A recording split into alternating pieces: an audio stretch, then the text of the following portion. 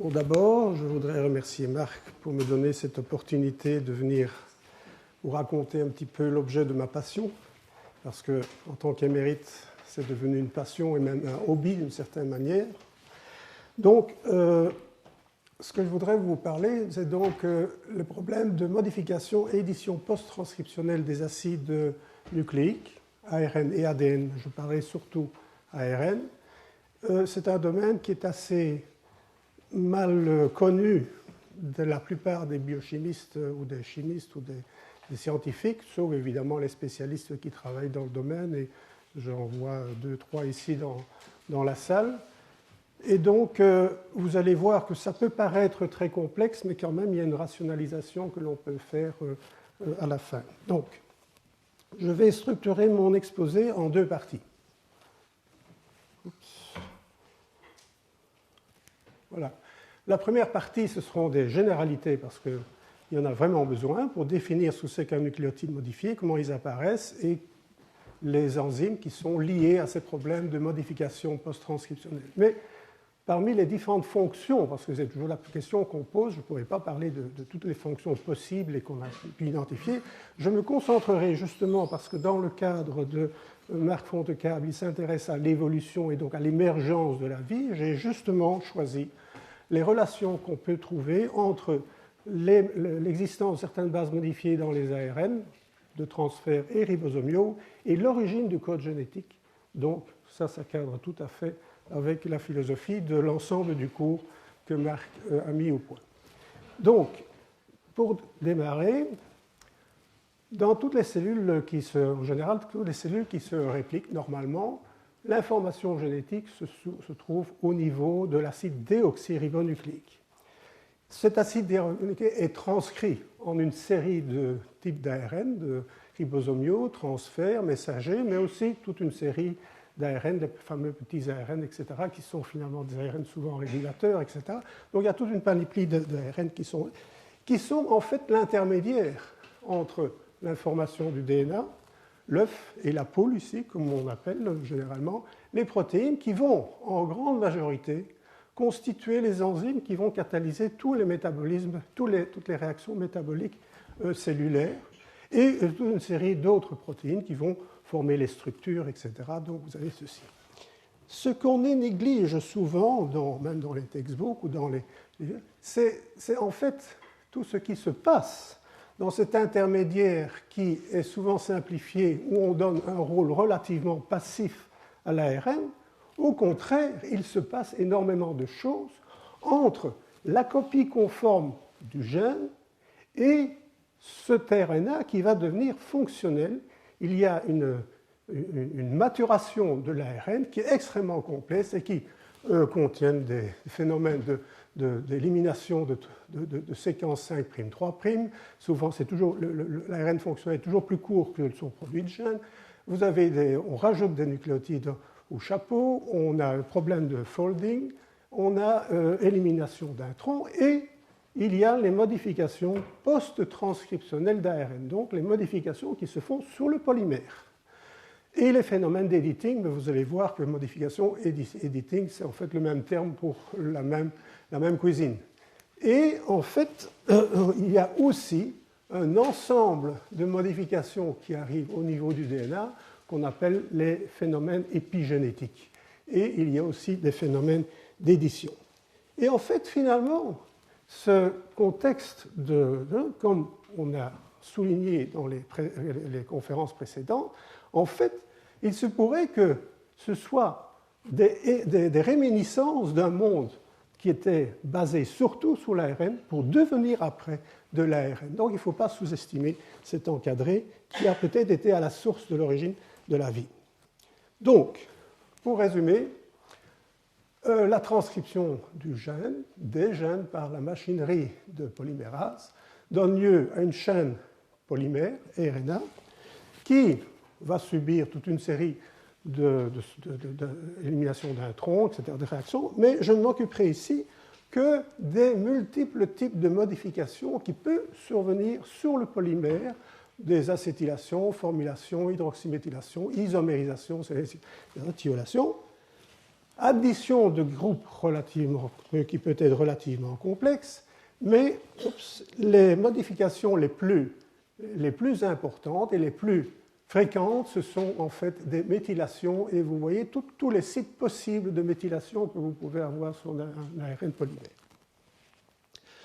Bon, quelques exemples de méthylation de bases et de sucres. Donc vous avez toute une série de méthylases qui peuvent méthyler soit la position 2 d'une guanosine, la position 3 d'une cytosine, la position 5, vous retrouvez ici la ribothymine. En fait, le M5U n'est rien d'autre que la thymine, qui est évidemment sur un ribose ici, et pas au niveau du déoxyribose, de 7-méthylG, etc. Bon, de toutes ces modifications-là, il y en a quelques-unes qu'on retrouve aussi dans l'ADN, comme par exemple, évidemment, la ribothymine. Vous avez M6A, M5C. Il y a beaucoup moins de modifications dans l'ADN, mais ce sont des autres enzymes qui fonctionnent sur l'ADN. Ce ne sont pas les mêmes que celles qui fonctionnent sur l'ARN. Mais le produit final est le même. Bon, je donne encore d'autres exemples de modifications simples, et une des très fréquentes, c'est l'isomérisation de l'uridine. Alors vous voyez la liaison sucre-base ribose, ici, la glycosidique. En fait, elle était cassée, retournement de la base de 180 degrés pour former ce qu'on appelle la pseudo-uridine. Et donc, il y a une liaison maintenant en glycosidique carbone-carbone au lieu d'avoir une liaison azone-carbone, ce qui effectivement donne des propriétés différentes à la pseudo-uridine par rapport à l'uridine. Vous avez des thiolations en position 2, en position 4, vous pouvez avoir des réductions, vous pouvez avoir des doubles modifications. Par exemple, vous avez un phénomène de déamination et un phénomène de méthylation. Il y a deux enzymes différentes qui vont faire ça. Ici aussi, thiolation ou l'addition d'un groupe méthylcarboxyméthyle sur l'uridine. Et ça, c'est ce que j'appellerais des modifications plus ou moins complexes, mais il y a aussi ce qu'on appelle les hypermodifications, où vous avez des choses beaucoup plus complexes. Et je donne simplement quelques exemples. Ici, vous avez un méthylthio, vous avez en fait la tréonylcarbamoïl. Vous retrouvez ici même un acide aminé qui est branché sur un acide. Ici, c'est la lysine qui est branchée sur la lysidine. Ici, vous retrouvez en fait une partie de la méthionine, ici, et ça, c'est la base la plus modifiée. Donc, ce sont les hypermodifications. Donc, vous voyez que ça peut être relativement complexe. Le phénomène RNA editing, qu'est-ce que c'est?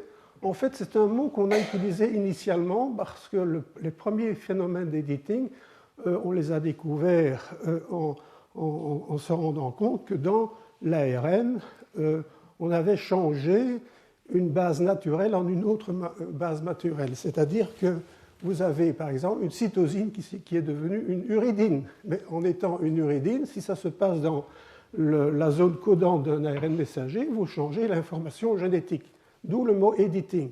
Mais en fait, finalement, l'enzymologie derrière n'est rien d'autre que la même enzymologie que celle qui concerne les modifications en général. Donc, editing, modification, c'est le même terme pour la chose.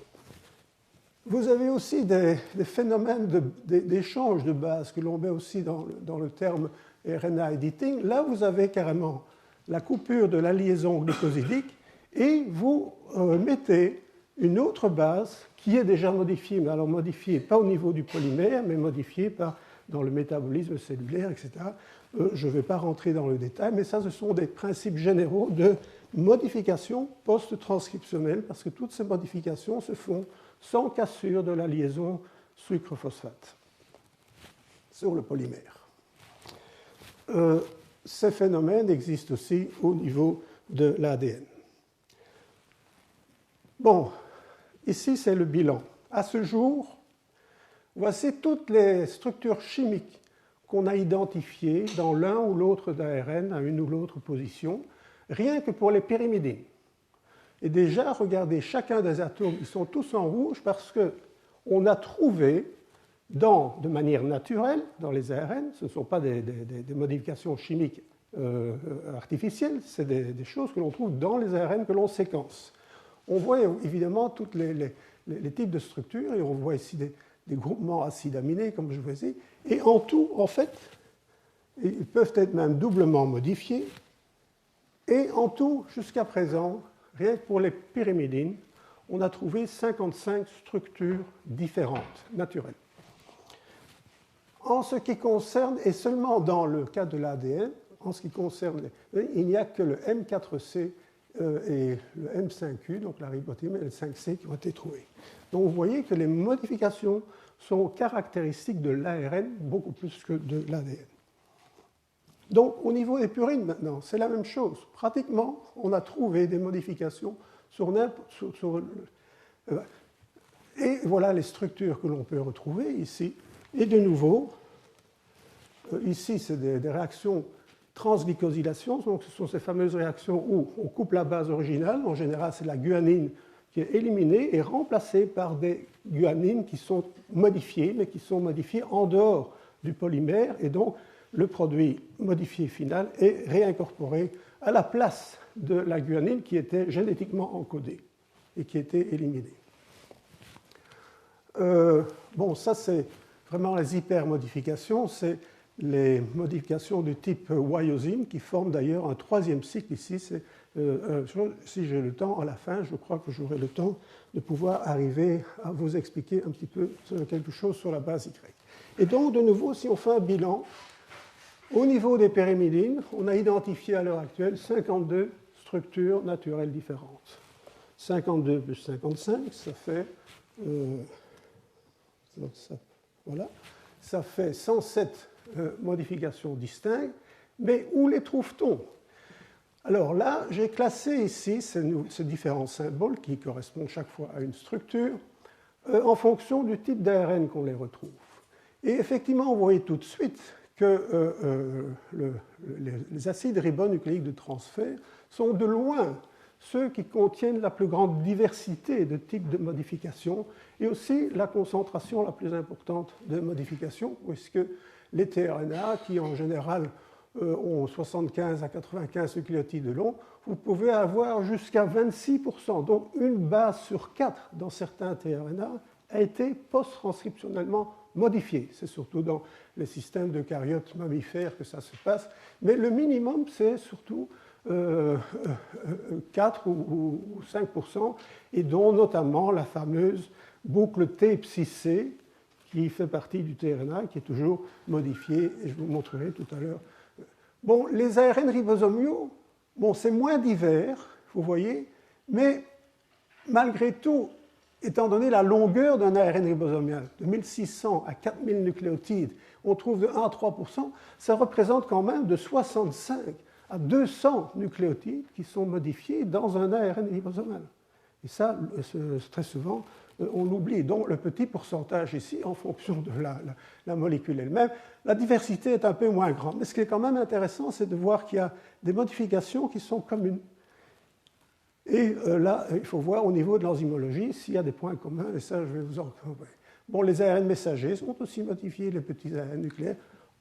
On peut dire que tous les ARN dans la cellule ont une chance d'être modifiés. Mais pourquoi les gens ne l'identifient pas? C'est parce que très souvent, l'ARN est difficile à purifier. À l'heure actuelle, il n'y a plus personne qui séquence un ARN. On fait de la transcription réverse, c'est-à-dire c'est méthylé, mais un pseudouridine se compose uridine. Donc les gens ont la copie conforme d'un ARN naturel, mais les 80% ou 95% des nucléotides échappent à la détection. Il faut pour ça purifier, analyser, etc. Et de moins en moins de gens le font. Et c'est pour ça que probablement ce 107 est encore un nombre minimum, surtout qu'on n'a pas encore beaucoup exploré les archéobactéries de ce côté-là. Bon, très important, où sont localisées dans la macromolécule les modifications? En général, on les retrouve toujours dans les sites fonctionnels critiques de l'ARN. Par exemple, dans l'ARN ribosomal, vous voyez ce genre de modifications, on les voit ici, dans le site de décodage. Dans la grande sous-unité, on les trouve dans le site peptidyl.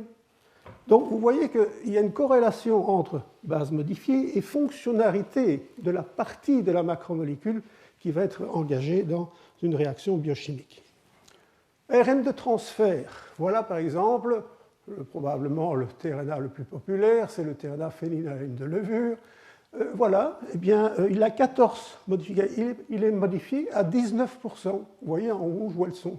Maintenant, si je représente ça dans sa structure 3 dimensions, vous voyez, les décorations prennent quand même une importance. Et un transcrit sans modification, ce n'est pas la même molécule qu'une molécule qui est modifiée. Et maintenant, si vous allez...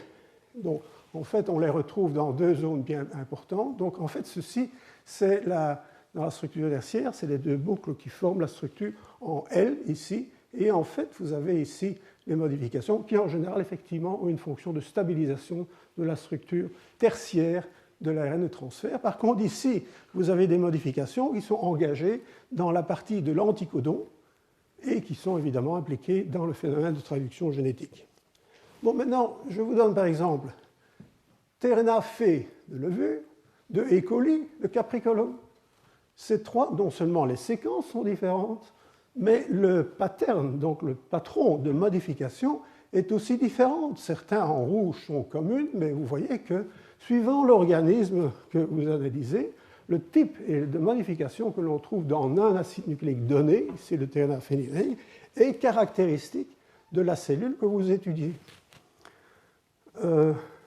Donc, maintenant, si à l'heure actuelle on a séquencé à peu près 600 séquences de tRNA, exactement, je ne sais pas combien, mais c'est dans l'ordre de 600, si maintenant, dans un cloverleaf, je rassemble toute l'information qu'on a trouvée sur les tRNA, vous voyez que pratiquement, vous voyez en vert ici, c'est toutes les positions où dans un tRNA d'une cellule donnée, on a trouvé une certaine modification. Vous voyez que en pratique, chaque position d'un tRNA est en principe une cible éventuelle d'une enzyme de modification. Et évidemment, le record des modifications se situe surtout pour la position 34, première base de l'anticodon, ce qu'on appelle la position Wobble, je viendrai dans un instant, et la position 37 qui est adjacente à l'anticodon. Et là, vous voyez que vous trouvez ces fameuses hypermodifications que je vous ai montré, dont la base Y ici. Et malgré tout, rien que les modifications en deux positions précises, vous avez là pratiquement 71% de la diversité que vous pouvez trouver dans ces organismes. Ici, en général, les modifications sont plus simples et concernent en fait ce fameux corps de l'ARN de transfert. Bon, je ne vais pas rentrer dans le détail des rôles, parce qu'il me faudrait, rien pour ça, il faudrait, pour les illustrer, une heure de conférence. Je vais simplement rappeler que, en général, c'est comme si vous passez du poste à galène à la haute fidélité, c'est-à-dire vous avez quelque chose qui théoriquement fonctionne, mais vous pouvez le faire fonctionner jusqu'à la haute fidélité, et donc, en fait, en partie, on peut imaginer, enfin, disons, rassembler l'idée générale que ces bases modifiées ont un rôle de régulateur, tuning des fonctions, pas uniquement de la structure, des fonctions. Bon, certains ont effectivement, on peut le démontrer, des rôles strictement stabilisateurs. D'autres ont des rôles où ils favorisent des interactions protéines. Par exemple, si c'est méthylé, ça va favoriser, ça va être reconnu par une protéine, etc. Donc ça favorise des interactions. Mais aussi, il ne faut pas oublier que ça peut être des défenses, on appelle ça des boucliers moléculaires. La méthylation de quelque chose peut éventuellement empêcher quelque chose de se faire, etc. Donc on peut illustrer tous ces principes, mais ça prendrait trop de temps. Il y a aussi, évidemment, la plupart d'entre elles, je vous l'ai montré, sont dans la zone de l'anticodon ou dans les sites de transfert ou de décodage du ribosome. Donc c'est évidemment concernant la traduction génétique proprement dit, dans lequel il faut différencier l'efficacité, la précision et la régulation. Ce sont des paramètres qui sont parfois... Donc on ne peut pas dissocier la problématique du phénotype, c'est-à-dire la base modifiée dans un ARN, et la façon dont ils sont faits. Donc là, maintenant, je vais vous parler un petit peu des enzymes, et là aussi, je vais globaliser les enzymes. Bon. D'abord, l'ARN substrat ici est toujours plus grand que l'enzyme. Par définition, les enzymes sont toujours... Et donc, vous avez ici toute la série des possibilités. Vous avez des dimères, des tétramères, des hétéromères, vous avez associations multi-enzymatiques, etc.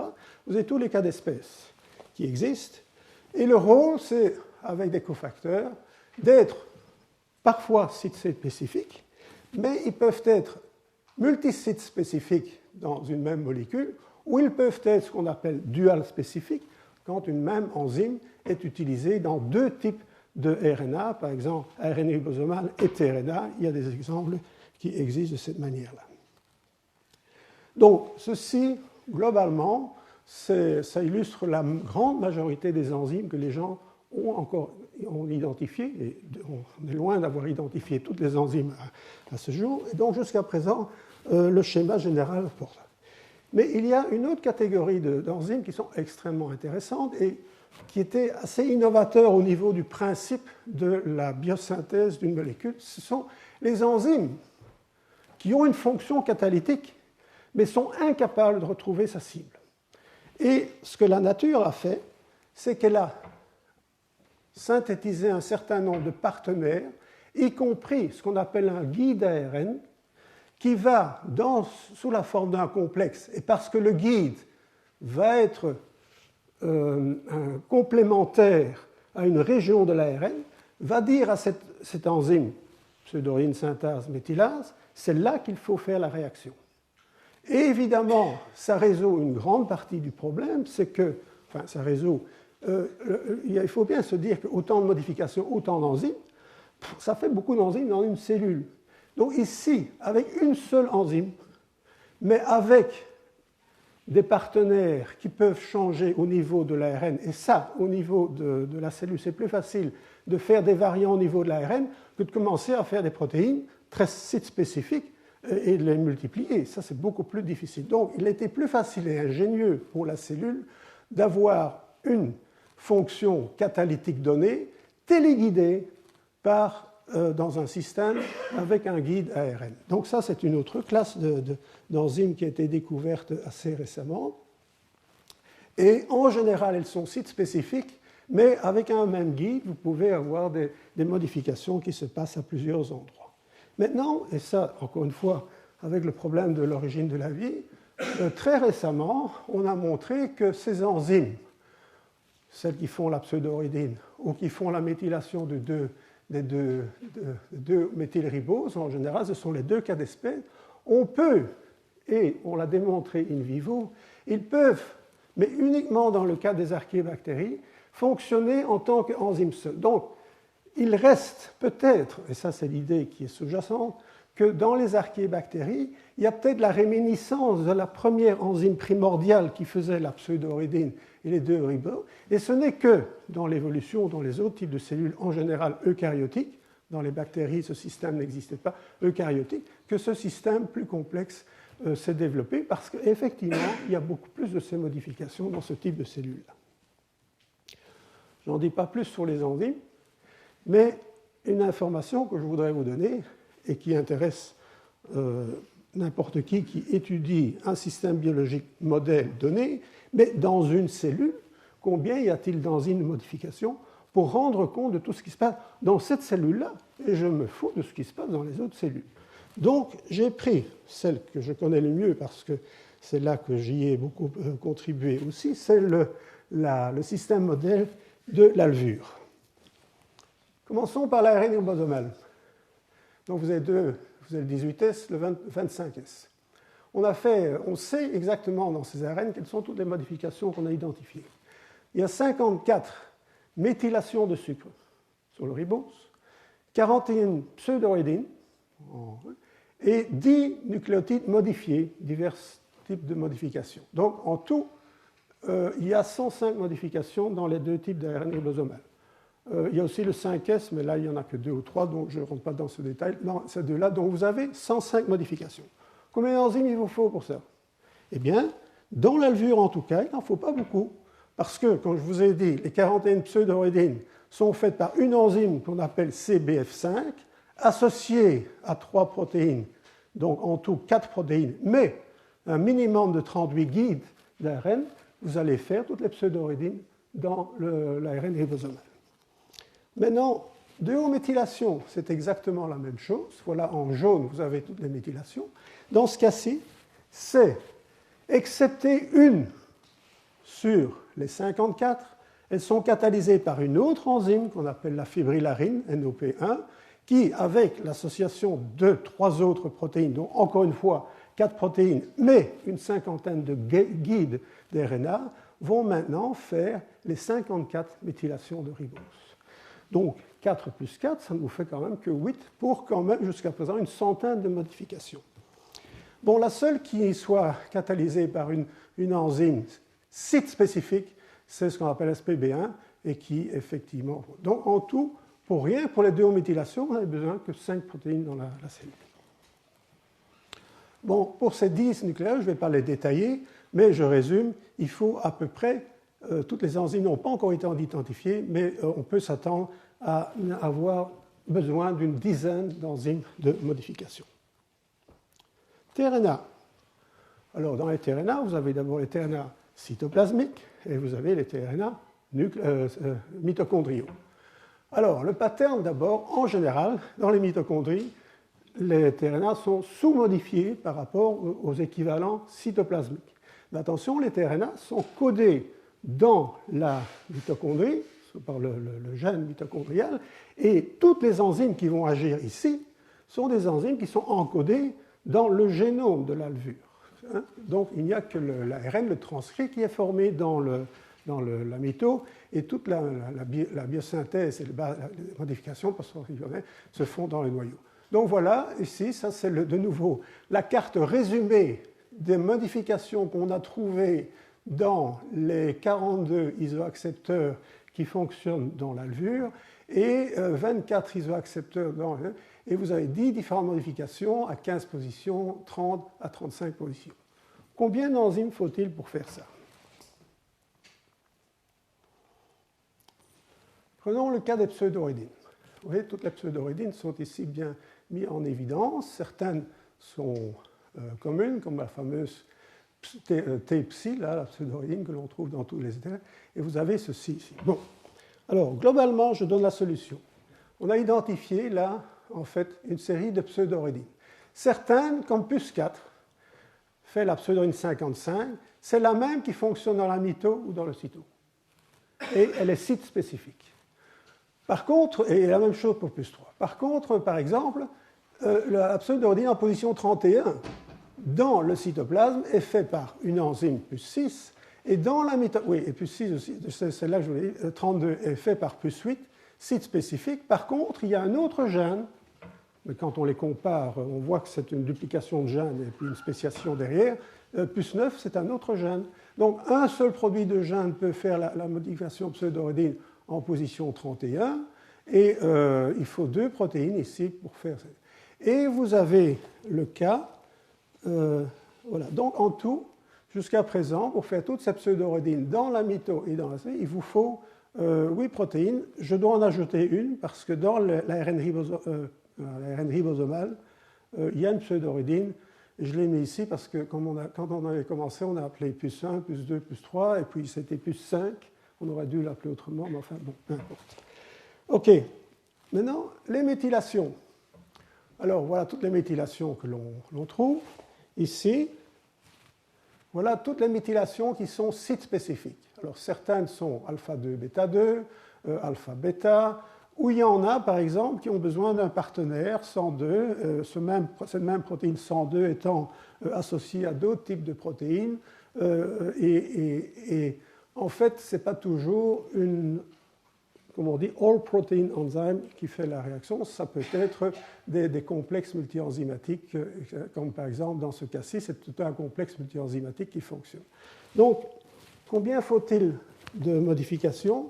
Ah oui, alors, certaines modifications, toutes celles que j'ai mises en rouge, ce sont celles qui sont site-spécifiques.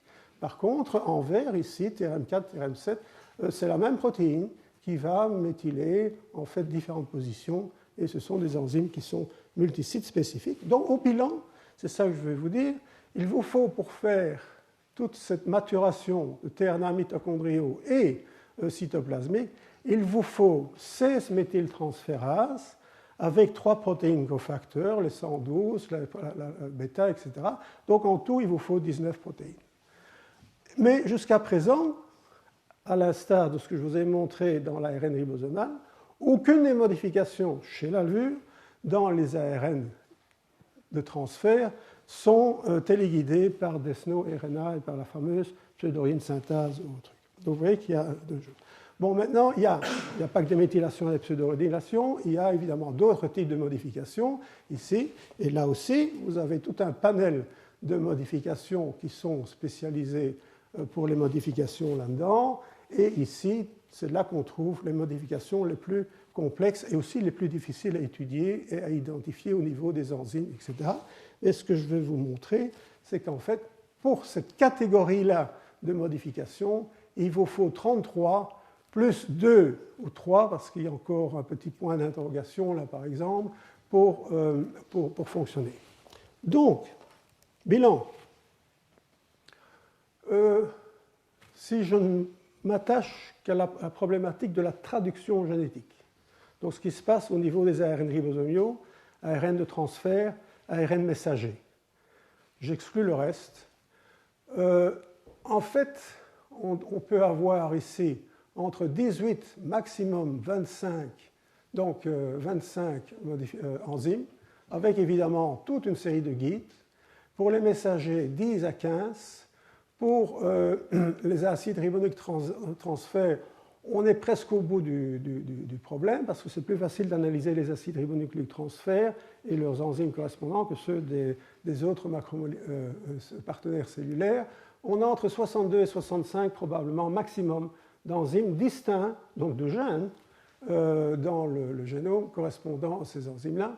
Il y a les autres types d'ARN qui jouent souvent des rôles régulateurs, qui sont, mais ça on le connaît très mal, sont probablement modifiés, j'en suis presque sûr, mais il n'y a pas beaucoup de gens qui se donnent la peine d'essayer de le savoir. Jusqu'au jour où quelqu'un va trouver une fonction importante qui dépend, et alors du coup, tout le monde va s'exciter. Bon, ceci n'inclut pas, évidemment, toutes les autres enzymes qui sont impliquées dans la maturation, splicing, addition CCA, etc.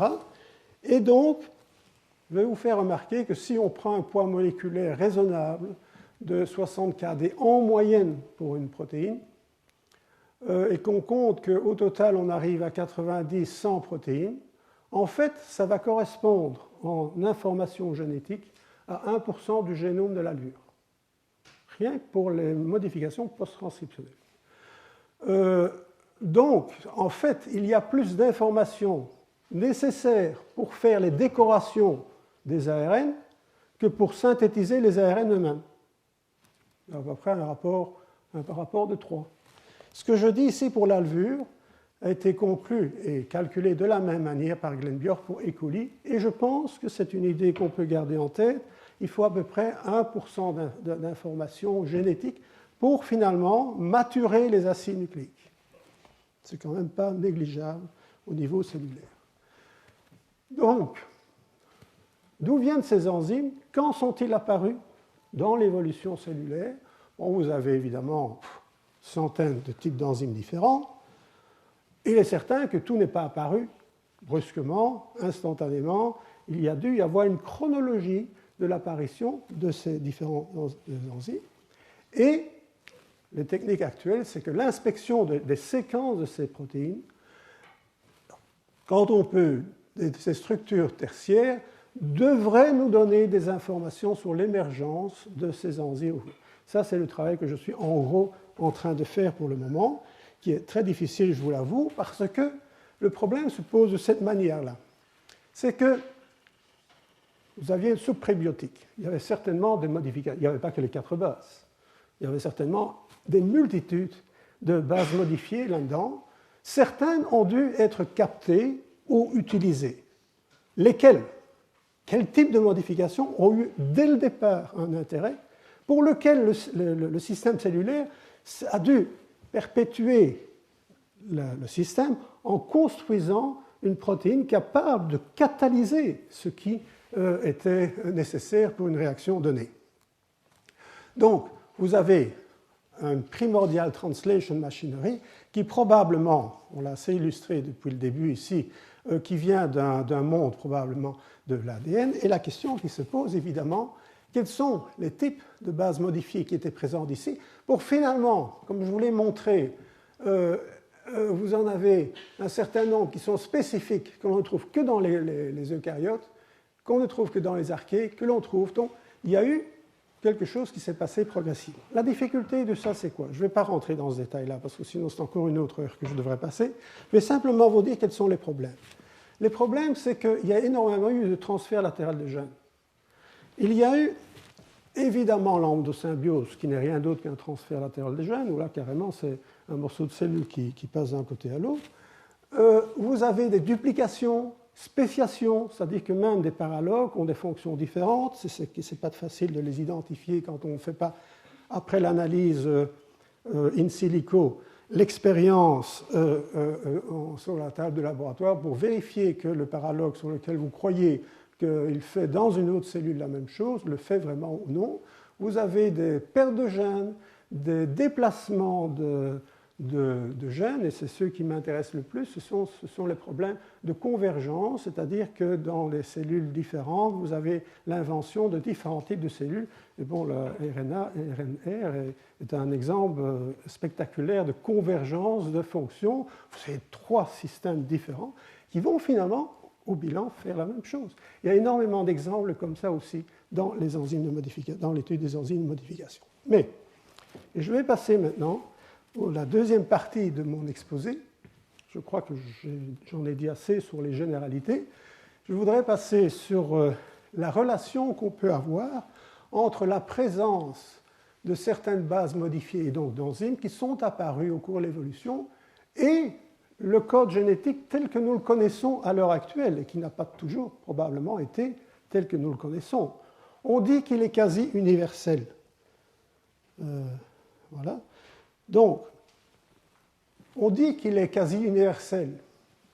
Et donc, c'est le même dans toutes les cellules, et on a tendance à dire, Crick en a été le premier, Francis Crick a été le premier, si c'est universel, ça a dû exister depuis, disons, c'est un système très ancien, et c'est la fameuse théorie du frozen accident, les choses dans le chaos de la prébiotique soupe et de l'organisation du système pour former les premières cellules, hop, on a trouvé un système de code génétique, et alors, une fois qu'il a été décidé, on ne peut plus le bouger. C'est une idée qui se retrouve dans tous les textbooks. En fait, on peut retourner l'argument dans l'autre sens.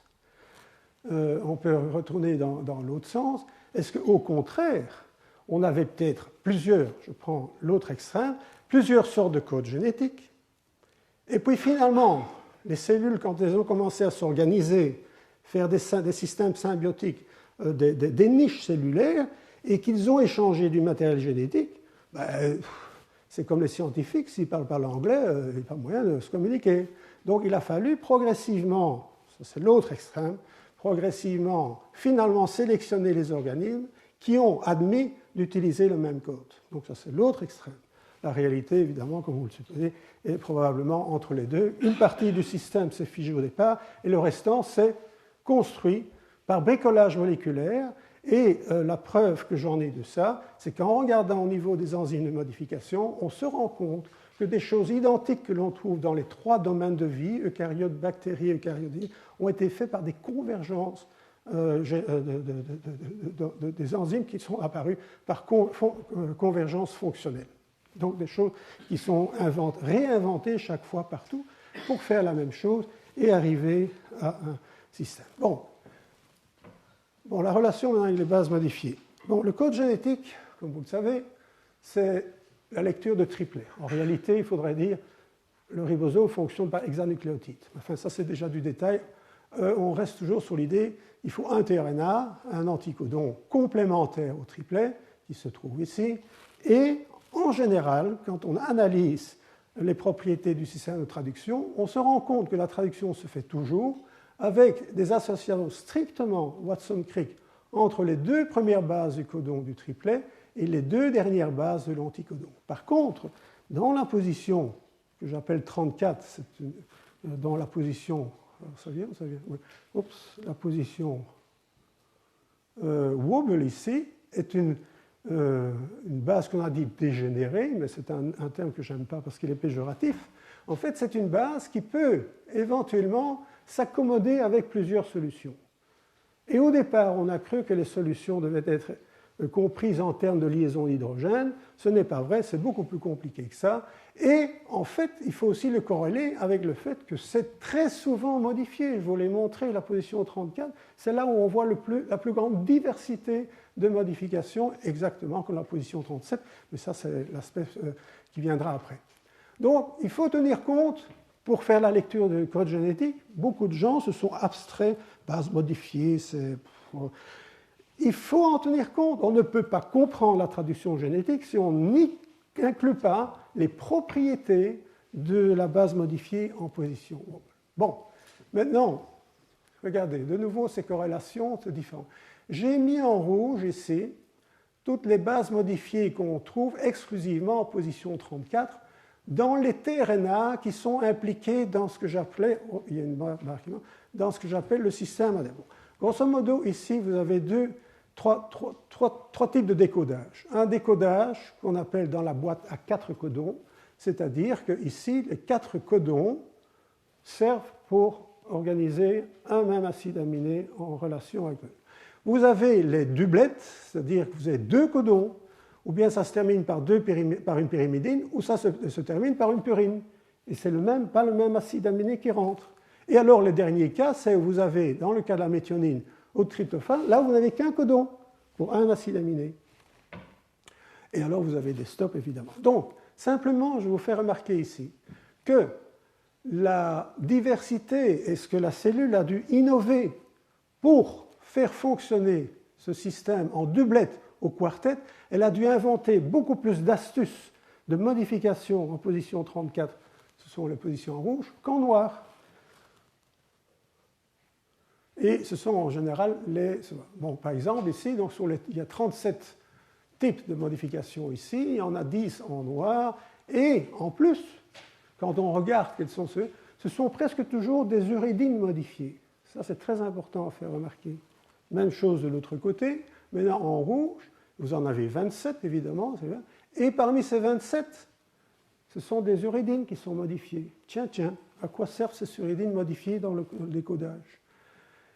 Et pour que vous compreniez ce que je veux dire, je vais donner 3 exemples, parce que ce sont les systèmes où on a, heureusement, pu séquencer tous les tRNA qui existent dans la cellule, identifier toutes les bases modifiées dans les tRNA, et on peut dire, voilà, ce décodage dans le Mycoplasma capricolum, c'est le fameux Greg Venter, il adore ce système, parce que c'est le système qu'il appelle minimaliste de la vie, d'après lui.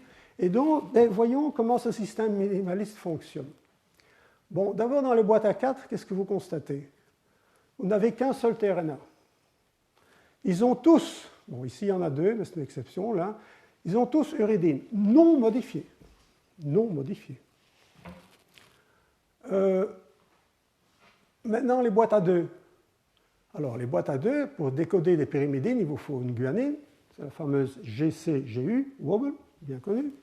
Et pour décoder les 2 purines, qu'est-ce que vous avez?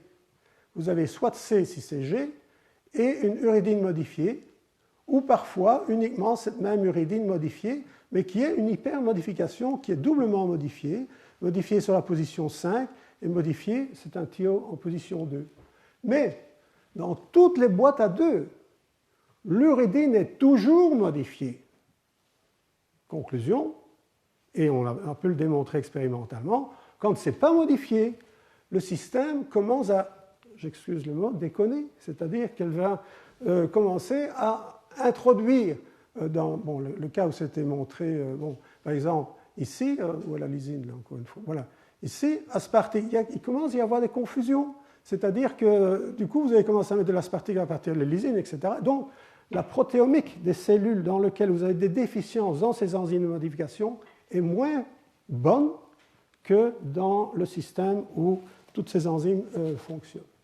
Donc, vous voyez ici les boîtes à 2, vous avez toujours des modifications, et vous voyez que c'est toujours l'uridine. Par exemple, ici, le C n'est pas modifié, le G n'est pas modifié, etc. Bon. Écollé. Bon, par la même occasion, il ne faut que 28 RNA pour décoder 61 codons sens. Bon. Maintenant, ce qu'il faut constater, c'est que dans les boîtes à 4, codons, vous commencez à avoir 3 tRNA, ou 2. 3 tRNA. Donc, vous démultipliez. Donc, ce n'est plus un seul tRNA qui va pouvoir faire le job de la lecture de 4 codons. Et vous commencez à avoir des modifications de uridine aussi. C'est parce que les tRNA se sont spécialisés. Ces tRNA ici se sont spécialisés parce qu'un autre tRNA s'est créé entre-temps pour décoder le et donc vous restreignez le U non modifié lit 4 types de bases, vous commencez à modifier l'uridine, vous avez le restreindre exactement comme dans le cas, vous pouvez le restreindre à la lecture de 2 codons. Et donc vous voyez, donc, maintenant, il y a une corrélation entre la démultiplication du nombre de tRNA par boîte et le type de modification que vous allez trouver dans chacune des choses. Et donc, du coup, il vous faut ici 41 tRNA pour faire la même chose que dans Mycoplasma. Mais ça joue sur l'efficacité, c'est-à-dire le système ici est plus efficace que chez Mycoplasma. Donc maintenant, je donne le troisième exemple, la levure, donc eucaryote. Là aussi, on peut faire ce bilan parce qu'on connaît tous les tRNA, 42 tRNA, et c'est la même chose. Boîte à 4, multiplicité de tRNA, les U sont modifiés. Vous voyez, vous avez ici toutes les modifications. Donc ici, effectivement, vous avez un système à 42 tRNA, mais vous avez plus de tRNA par boîte. Autrement dit, vous commencez à spécialiser les tRNA pour ne lire à la limite que ce que le tryptophane et la méthionine est devenu capable de faire, lire un codon. Et ça va dans la logique des choses. Si dans l'évolution, il est évident que d'emblée, on ne va pas lire. Il faut qu'effectivement, il y ait un nombre minimum de RNA qui ont pu lire un spectre, parce que les 64 codons, ils ont probablement toujours existé, étant donné que vous avez les messagers qui se sont construits sur 4 bases, peut-être avec des proportions différentes. Dès le départ, vous étiez confronté avec un nombre important de codons à traduire par un nombre minimum d'acides aminés. Donc, voilà. Donc, pour résumer tout ça, quand vous avez un système de codons comme ceci, boîte bleue ici, un seul tRNA, à condition que l'uridine 34 ne soit pas modifié. Et uridine et aucun autre, il n'y a que l'uridine qui est capable de faire ça. Alors, il ne vous faut qu'un tRNA pour lire et pour donc, introduire un acide aminé en réponse à 4 codons. Si vous modifiez ce truc, vous commencez à spécialiser. Mais si vous spécialisez, vous êtes obligé de créer un autre tRNA dans la même boîte pour complémenter ce que celui-ci n'est plus capable de faire, pour garder la possibilité de lire les 4 codons. Et si maintenant vous regardez le type de modification qu'on trouve dans les uridines modifiées chez les bactéries ou chez les eucaryotes archéas, regardez, la chimie est complètement différente. Mais non seulement la chimie, mais les enzymes derrière sont différentes. Donc, ça voudrait dire que ces enzymes ont probablement apparu après la distinction bactéries, eucaryotes, etc. Et donc, ce sont des évolutions tardives du système de décodage. Et donc, là, vous voyez effectivement que, suivant les organelles, les bactéries, vous avez en rouge toujours, et des U modifiés qui sont complètement différents. Alors, maintenant, si, en partant d'une boîte comme ceci, vous voulez faire des boîtes à 2, du coup, vous êtes obligé de modifier l'uridine, mais d'une autre façon que celle que vous aviez modifiée dans les boîtes à 4, parce que les modifications qui agissent sur les uridines peuvent encore lire des purines périmidines. Ici, il vous faut des systèmes qui ne sont capables de lire que des périmidines, mais du coup, vous devez créer un duplicant. En général, c'est un duplicant qui s'est spécialisé pour maintenant lire les pyrimidines codants. Et de nouveau, qu'est-ce qu'on constate? C'est que dans les 3 domaines de vie, le phénotype, et donc l'enzymologie derrière, est tout à fait spécifique et ça demande effectivement énormément d'enzymes. Voilà les chimies qu'il y a là derrière. Donc, j'arrive à la conclusion de ceci. De manière évidente, les enzymes de modification sont arrivées, on pouvait s'y attendre, de manière progressive. Mais ce qui était intéressant, c'est de les corréler avec le fait que, probablement, ça veut dire aussi que dans la soupe prébiotique, puis le premier système de traduction génétique, le système a dû fonctionner avec moins de 20 acides aminés, parce que vous ne pouviez pas avoir les split box. Et si vous n'avez pas les split box, qu'est-ce que vous pouvez dire? Vous avez ceci. Et ce qui est intéressant, c'est qu'en noir, ce sont les fameux acides qu'on considère vraiment comme primordiaux, ceux qu'on trouve dans les météorites, enfin, il y a toutes sortes d'argumentations qui font croire que ces acides aminés étaient ceux qui étaient dans la soupe prébiotique, qui ont été captés et pour lesquels il a fallu façonner un code génétique. Bon, il y a des trous, probablement ce n'était pas fiable, et progressivement, il a fallu combler ces trous, il a fallu améliorer le système, et vous avez dû passer à un stade comme ça. Mais de passer de là à là, il faut des enzymes de modification, sinon vous ne parvenez pas à vous résoudre. Et du coup, vous avez encore une autre étape, c'est qu'à la limite, vous spécialisez des tRNA, et tous les évolutionnistes s'accordent pour dire que la méthionine et la tryptophane sont les deux derniers acides aminés qui ont probablement été incorporés dans le code génétique, et ça colle avec cette idée, c'est que la spécialisation des tRNA pour finalement ne lire qu'un codon est en fait un goal, un but de l'évolution. Mais il faut chaque fois créer des tRNA, il faut créer des enzymes de modification pour spécialiser ces différents tRNA. Bon, maintenant, il y a même la sélénocystéine et la pyrrolysine, dont je ne parle pas, mais qui donc ce sont les deux acides aminés qui sont aussi arrivés tardivement. Est-ce que tu me permets de continuer? Je ne sais pas quel rythme. Non, j'en ai 5 ou 6 à passer. Mais ça, donc, maintenant, j'ai parlé de 34. Maintenant, je voudrais vous parler de celle-ci, qui est aussi celle qui est hyper modifiée. Quel est son rôle et son importance? Eh bien voilà, dans la position 37, on voit de nouveau que c'est domaine spécifique. Les bactéries, les archées n'ont pas inventé les mêmes types de modifications pour, je vais vous montrer, faire la même chose. Et ce dont je vais vous parler, c'est la base probablement la plus hyper modifiée dont on connaît, c'est la fameuse base Y, Y-base, qui est en fait un cycle tricyclique. Et cette base modifiée ne sert qu'à un seul tRNA cellulaire, c'est le tRNA phénylalanine. Toute l'enzymologie que je vais vous montrer derrière ne sert qu'à faire une modification de position dans un des tRNA parmi la quarantaine de tRNA de la cellule. Donc, pour passer, oui, alors ça depuis longtemps, on savait que la biosynthèse passait de la guanine du gène sur le transcrit qui est progressivement modifiée pour former la base Y. Et en fait, il y a 6 enzymes, 6 réactions successives. TRM5, méthylation. Puis vous avez une enzyme que Marc doit aimer beaucoup, c'est l'enzyme TYW1, en train d'étudier, je crois. Et alors, il y a encore toujours la domette qui va permettre maintenant, toujours dans la SAM, d'utiliser la partie acide aminé. Vous parliez de la méthylation, mais la SAM, vous avez écrit un bel article là-dessus dans Trends, ça sert à tout. Il donne tout. Il y a même du ribose. Il donne l'acide aminé ou il donne le méthyle. Ça dépend de la réaction. C'est vraiment le bon à tout faire, là. Et effectivement, de nouveau, vous avez ceci, je ne rentre pas dans les détails. Il vous faut 7 adénosine méthionine pour construire cette molécule ici, qui même dans les... Encore une enzyme intéressante pour toi, c'est une radicale SAM. Je ne sais pas si tu as vu l'article récemment.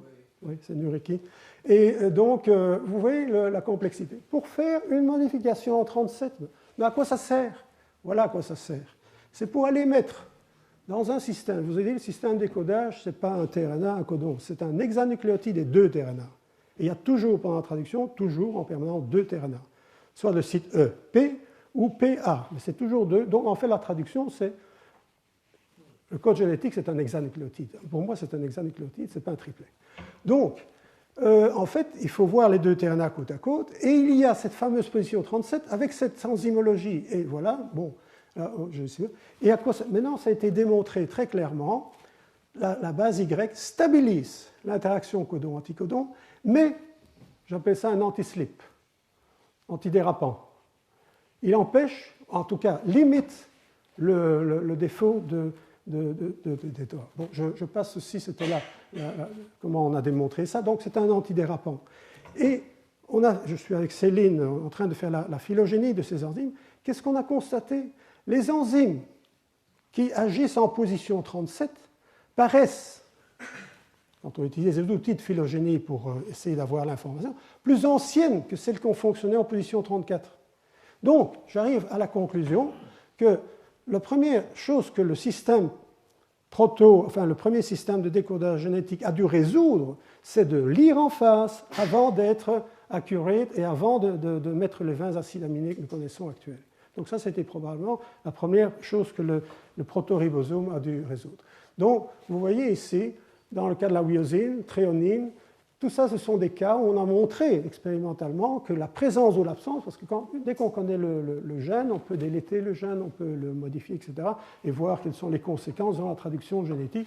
Et c'est ce qui est. Tout ça sont des résultats récents qui montrent. Ça n'a pas encore démontré pour ça, mais bon, probablement, on se limite frame shift. Mais en tout cas, pour les hypermodifications, ça c'est clair.